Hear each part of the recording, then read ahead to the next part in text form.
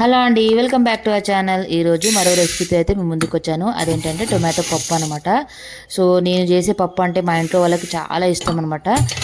Normal పప్పు, tomato పప్పు చేసే కంటే కూడా ఈ స్టైల్లో ట్రై చేయండి, చాలా బాగుంటుంది. వేడి వేడి అన్నంలో నెయ్యి వేసుకొని ఆవకాయ పెట్టుకొని తింటే ఆహా సూపర్ ఉంటుంది అనమాట. సో స్టార్ట్ చేద్దామా మరి.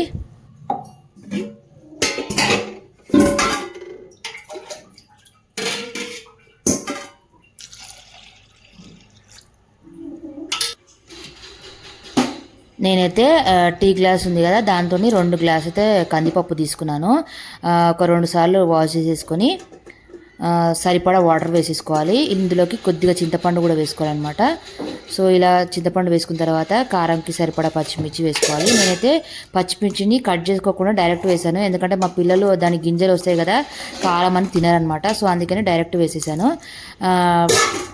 2 గ్లాసుల పప్పుకి నేను ఒక 5-6 టమాటాలు వేసాను అనమాట. టమాటాలు ఎక్కువ వేస్తేనే టమాటా పప్పు చాలా బాగుంటుంది. సో కొత్తిమీర, కరివేపాకు కూడా వేసేసుకోవాలి. వేసేసుకున్న తర్వాత ఇందులోకి పసుపు, కారం, అల్లం వెల్లుల్లి పేస్ట్, కొద్దిగా నూనె వేసేసుకోవాలి.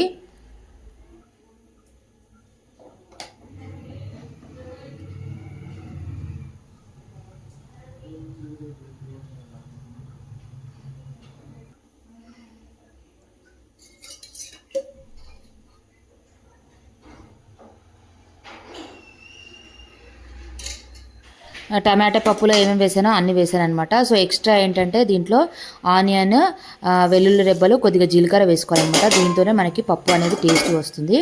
సో ఇవన్నీ వేసేసుకొని కుక్కర్ మూత పెట్టేసుకోవాలి. పప్పు ఉడికేంత వరకు విజిల్స్ పెట్టేసుకోవాలన్నమాట.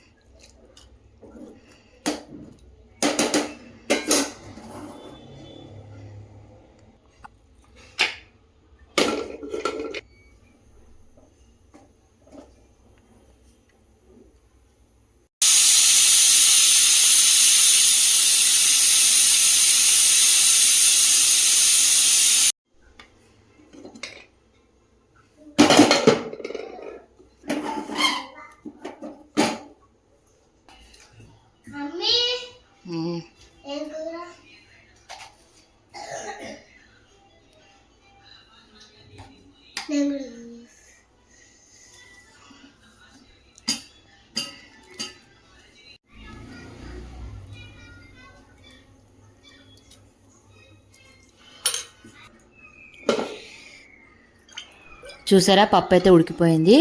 సో ఇలా మెత్తగా ఉడికిపోయిన తర్వాత కొద్దిగా ఉప్పు వేసేసుకొని పప్పు గుత్తితో రుబ్బుకోవాలన్నమాట. ఇలా రుబ్బుకొని ఒక గిన్నెలోకి తీసేసుకొని కొద్దిగా వాటర్ కలిపేసుకోవాలన్నమాట. తాలింపు పెట్టుకోవాలి. తాలింపు గిన్నె పెట్టేసుకొని సరిపడా నూనె వేసేసుకొని ఆవా, జీలకర్ర, ఎండుమిర్చి, కరివేపాకు వేసేసుకొని తాలింపు పెట్టుకోవాలి.